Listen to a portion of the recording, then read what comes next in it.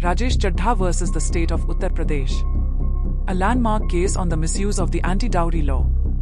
The appellant, Rajesh, married the complainant, Mala, on 12 February 1997. However, they lived together only for a period of 12 days from 8 September 1998 to 20 September 1998.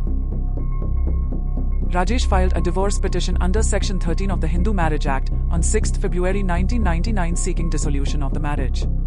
On 20 December 1999, that is after Rajesh filed a divorce petition, Mala, the wife, filed an FIR against the husband and in-laws under Sections 498A, 323, 506 of the Indian Penal Code and Section 3 and 4 of the Dowry Prohibition Act at Women Police Station at Lucknow. In the FIR, Mala alleged that before her marriage she used to work as a teacher but resigned her job on her husband's advice. Mala alleged that she was harassed, forced to consume alcohol, forcibly confined and given death threats. Mala complained that she was physically beaten, even in the presence of her father, and once was pushed so violently by her in-laws that she fell and suffered a miscarriage. She alleged that she was forced to join work at St. Fidelis School and her salary of 4,000 rupees per month was seized by her in-laws. Moreover, 2 lakhs rupees as dowry was demanded and even her jewelry was stolen by her in-laws. The trial court convicted the appellant under Section 498A of the Indian Penal Code that deals with cruelty to wife and Section 4 of the Dowry Prohibition Act for demanding dowry. The co-accused in-laws were not convicted for any offence. Rajesh challenged the judgment in the High Court. In 2018, the High Court upheld the decision of the trial court and held that there is no legal error or perversity in the judgment of the trial court. Rajesh now appealed to the Supreme Court. In the Supreme Court, the appellant argued that the judgment of the High Court suffers from non-application of mind and failure to consider merits of the case. Rajesh claimed that the allegations under Section 498A IPC and Section 4 of the DP Act, 1961 are unsustainable. No independent evidence supports the prosecution's case, and it relies solely on the depositions of the complainant and her father. He further argued that the complainant wife had lived with the appellant for only about a year.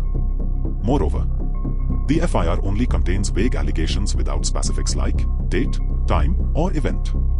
He claimed that the FIR was filed as a counterblast to the appellant's divorce petition. A divorce decree has already been passed. The complainant never challenged it, making it final. Rajesh argued that the order of the High Court was passed in the absence of his counsel. In such a situation, the High Court should have appointed an amicus curiae instead of passing an adversarial order against him. The prosecution in its argument contended that to prove cruelty under Section 498A of the IPC, the testimony of the wife's relatives cannot be disregarded. Mala's father's statement confirms that she was repeatedly harassed and physically abused for not bringing sufficient dowry. The prosecution relied on the following judgments to support its argument. Bhagwan Jagannath Markad versus State of Maharashtra, Arun Vyas and another versus Anita Vyas, and the case of Surendran versus State of Kerala. The Supreme Court held that the wife's allegations were vague, omnibus, and lacked specifics as no dates, places, or details of incidents were provided. There was no medical evidence to prove miscarriage or physical injuries, and only the testimonies of the complainant and her father were presented, but even that were uncorroborated. The Apex Court held that the High Court had failed to scrutinize the lack of incriminating evidence against the husband and had upheld the conviction despite absence of any material proof against the husband. The FIR was filed after the husband had initiated divorce proceedings, which suggests that there was a malicious intent behind the filing of the FIR.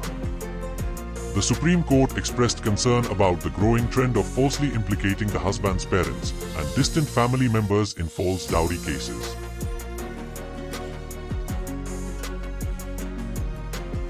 The courts must prevent misuse of Section 498A of the Indian Penal Code and the Dowry Prohibition Act to avoid harassment of innocent parties.